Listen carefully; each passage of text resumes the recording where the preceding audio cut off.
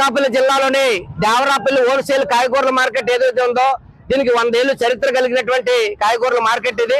ఒకప్పుడు వంకాయ బరంపురం, ఒరిస్సా, ఇతర రాష్ట్రాలకు వెళ్ళినటువంటి చరిత్ర కలిగినటువంటిది ఇది. ఇక్కడ దేవరాపల్లి వంకాయ అంటే అత్యంత పేరు కలిగినటువంటి మార్కెట్ ఇది.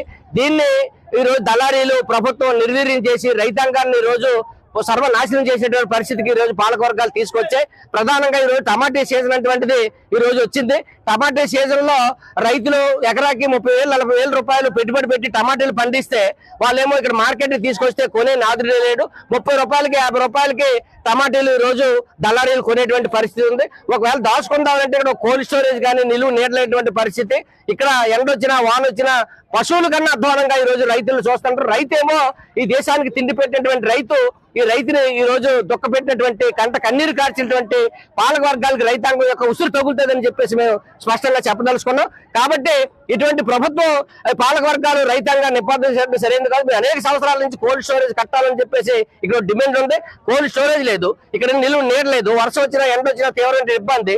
ఆశీలు మాత్రం ఈ రోజు విపరీతంగా డబ్బులు వసూలు చేస్తారు, వీళ్ళకి నిలువ నీడటువంటిది ఏర్పాటు చేయరు. కాబట్టి ఆశీల డబ్బులు కూడా రాక ఒక రైతు ఈ రోజు టమాటీలు రోడ్డు మీద పోసేసి మాకు ఇక్కడ టమాటీలు పండించడం పశువులకే వదిలేస్తాను, కాబట్టి ఇది అత్యంత దుర్మార్గం, రైతాంగాన్ని ప్రభుత్వం ఆదుకోవట్లేదని చెప్పేసి ఇక రెడ్డి దేవుడు అనేటువంటి వ్యక్తి వెళ్ళిపోయాడు. కాబట్టి ఈ రైతాంగాన్ని ఆదుకోవాల్సినటువంటి పూర్తి బాధ్యత ఈ ప్రభుత్వం మీద ఉంది.